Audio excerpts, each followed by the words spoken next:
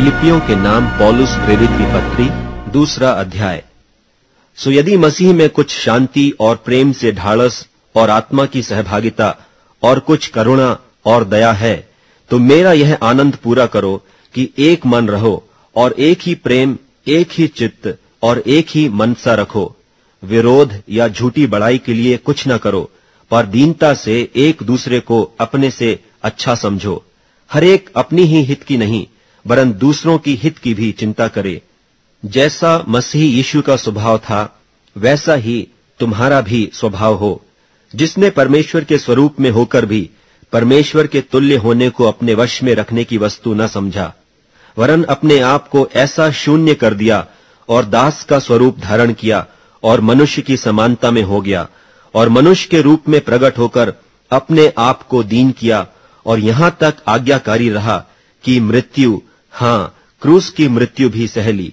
इस कारण परमेश्वर ने उसको अति महान भी किया और उसको वह नाम दिया जो सब नामों में श्रेष्ठ है, कि जो स्वर्ग में और पृथ्वी पर और जो पृथ्वी के नीचे हैं, वे सब यीशु के नाम पर घुटना टेकें और परमेश्वर पिता की महिमा के लिए हर एक जीभ अंगीकार कर ले कि यीशु मसीह ही प्रभु है। सो हे मेरे प्यारो, जिस प्रकार तुम सदा से आज्ञा मानते आए हो, वैसे ही अब भी न केवल मेरे साथ रहते हुए, पर विशेष करके अब मेरे दूर रहने पर भी डरते और कांपते हुए अपने अपने उद्धार का कार्य पूरा करते जाओ, क्योंकि परमेश्वर ही है जिसने अपनी सुइच्छा निमित्त तुम्हारे मन में इच्छा और काम दोनों बातों के करने का प्रभाव डाला है। सब काम बिना कुड़कुड़ाए और बिना विवाद के किया करो, ताकि तुम निर्दोष और भोले होकर टेढ़े और हठीले लोगों के बीच परमेश्वर के निष्कलंक संतान बने रहो, जिनके बीच में तुम जीवन का वचन लिए हुए जगत में जलते दीपकों की नाई दिखाई देते हो, कि मसीह के दिन मुझे घमंड करने का कारण हो कि न मेरा दौड़ना और न मेरा परिश्रम करना व्यर्थ हुआ। और यदि मुझे तुम्हारे विश्वास के बलिदान और सेवा के साथ अपना लोहू भी बहाना पड़े, तो भी मैं आनंदित हूं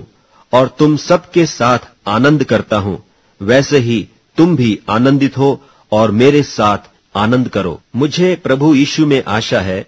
कि मैं तीमुथियुस को तुम्हारे पास तुरंत भेजूंगा, ताकि तुम्हारी दशा सुनकर मुझे शांति मिले,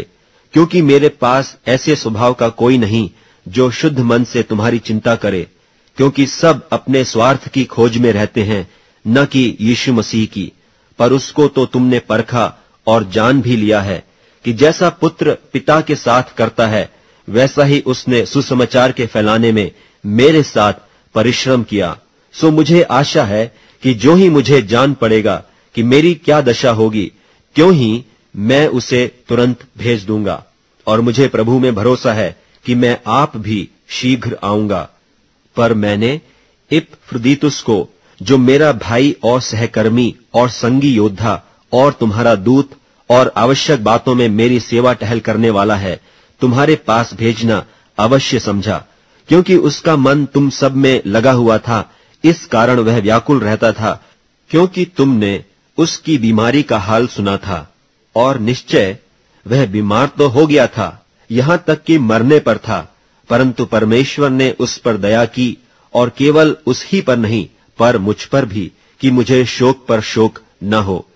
इसलिए मैंने उसे भेजने का और भी यत्न किया कि तुम उससे फिर भेंट करके आनंदित हो जाओ और मेरा भी शोक घट जाए। इसलिए तुम प्रभु में उससे बहुत आनंद के साथ भेंट करना और ऐसों का आदर किया करना, क्योंकि वह मसीह के काम के लिए अपने प्राणों पर जोखिम उठाकर मरने के निकट हो गया था, ताकि जो घटी तुम्हारी ओर से मेरी सेवा में हुई, उसे पूरा करे।